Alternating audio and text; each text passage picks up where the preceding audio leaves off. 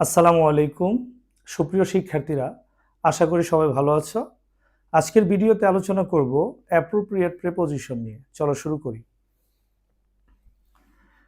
বার্স্টের পর কান্নায় ভেঙে পড়া বোঝাতে ইনটু বসে এবং হাসিতে ফেটে পড়া বোঝাতে বার্স্টের পর আউট বসে। তোমরা নিচের সেন্টেন্স দুইটা লক্ষ্য করো। হি বার্স্ট ড্যাশ টিয়ার্স। টিয়ার্স মানে হচ্ছে চোখের জল। হি বার্স্ট ড্যাশ টিয়ার্স, সে কান্নায় ভেঙে পড়ল। এখানে টিয়ার্স দ্বারা কান্নায় ভেঙে পড়া বোঝাচ্ছে, তাই বার্স্টের পর ইনটু বসবে।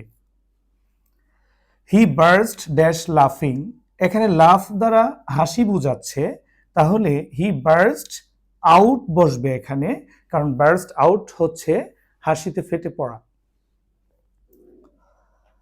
কম্পেয়ারের পর ভিন্ন জিনিসের মধ্যে তুলনা বোঝাতে টু বসে, আর একই বা সমজাতীয় জিনিসের মধ্যে তুলনা বোঝাতে কম্পেয়ারের পর উইথ বসে।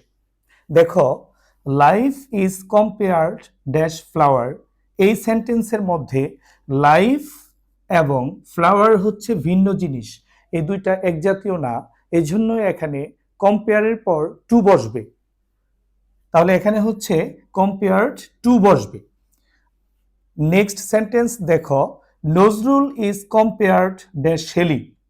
নজরুল এবং শেলি হচ্ছে একই জাতীয় জিনিস, অর্থাৎ দুজনেই কবি, দুজনেই পার্সন, আর এক জাতীয় জিনিসের মধ্যে তুলনা বোঝাতে কম্পেয়ারের পর উইথ বসে, তাই এখানে আনসার হবে কম্পেয়ার্ড উইথ। ডিলের পর ব্যবসা করা বোঝাতে ইন বসে এবং আচরণ বা ব্যবহার করা বোঝাতে ডিলের পর উইথ বসে। দেখো, he deals dash rice. Rice মানে হচ্ছে ধান চাল, তাহলে এই ধান চাল দ্বারা বোঝাচ্ছে সে ধান চালের ব্যবসা করে, এখানে ডিলের পর ইন বসবে, অর্থাৎ হি ডিলস ইন রাইস।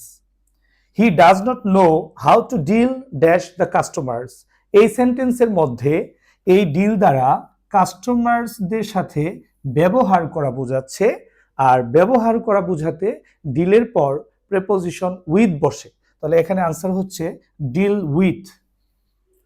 আশা করি বুঝতে পেরেছো।